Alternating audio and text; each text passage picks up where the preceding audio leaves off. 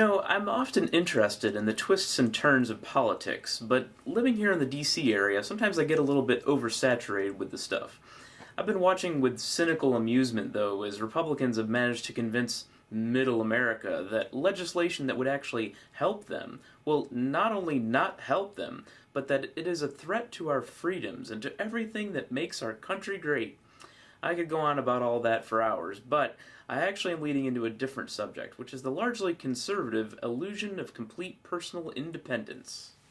Many people, especially the more conservative types, often have the impression that they don't need anybody else's help for anything, and the federal government shouldn't do anything except protect the country from nuclear threats and terrorists that hate our freedoms. They are ruggedly self-sufficient, and if they ever do need help, they will rely on friends and family or community organizations for that assistance. This is of course just fine, and there's nothing wrong with this at all. I think you know enough of these types of people to know where the problem arises, though. Just like many of the other tenets by which they like to live their lives, they often believe that since this is how they do it, that this is how everyone else should be required to do it, whether they have the same resources available to them or not. The only countries that operate this way are third world countries, of course, which should be enough to wake them up to the fact that this ideology is a failure in modern semi-civilized society, but for some reason it isn't. They scream about government inefficiency and taxes all the time and use that as the reason that government shouldn't help anyone, even on a temporary basis. So what happens if local charity money runs out in the conservative utopia? Do they have a plan for the mentally ill, or those that are elderly or too ill to work and don't have family to take care of them? What happens then? I don't know, and if you ask conservatives you'll get a lot of different answers, but you can be pretty sure that none of them will require them to personally lift a finger or spend a penny.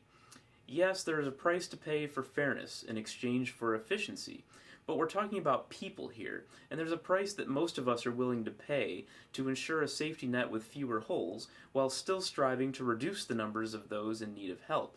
If we didn't care about fairness, we could just airdrop crates of supplies into the trailer villages of Appalachia, or the rundown neighborhoods of the inner city. And to the victor go the spoils, right? Very efficient. Bill O'Reilly would be proud. To give you an idea of how ingrained this is into some people's minds, a good friend of mine tells me that he would sooner starve than let the government help him. He wasn't kidding about this. He is the kind of guy that gives generously to charity and to his church and would give the shirt off his back to help someone. Yet he goes absolutely ballistic when he hears about anything related to government programs. When conservatives simply get it into their head that all forms of federal government programs are terrible, this is the result. He enjoys the federal highways that enable commerce, the postal service, and public parks with his children. There's always a line to be drawn on issues like this. Do we give everyone every single thing that they need through the government for free? No, that's more like communism. Do we give zero help to anyone and just decide that the people are more or less on their own? No, that's what happens in third world countries. There's some sort of balance there on where we choose to draw that line as a society. But I don't think that a lot of conservatives are really looking at the consequences of drawing the line on the far end of the spectrum. Many of them just want to fulfill the exhortations of their conservative talk radio heroes, and I don't think that's really an enlightened way of making decisions on that sort of thing, do you?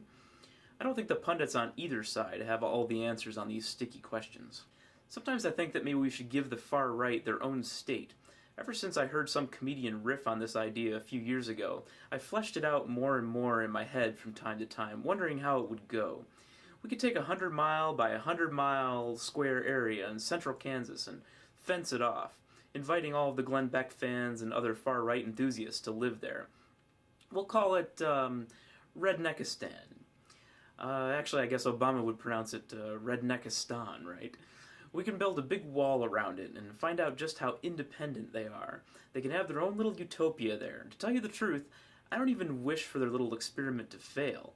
I just want them to leave the rest of us alone that actually do not have a particular dogma to follow when it comes to how independent they feel that everyone should be. I know conservatives dislike gray areas, but life's full of gray areas, and I'd rather we make the tough decisions than use the cop-out position of denying that there's any decisions to be made at all, wouldn't you? I'm curious to hear your thoughts on the matter. Until next time, always be thinking.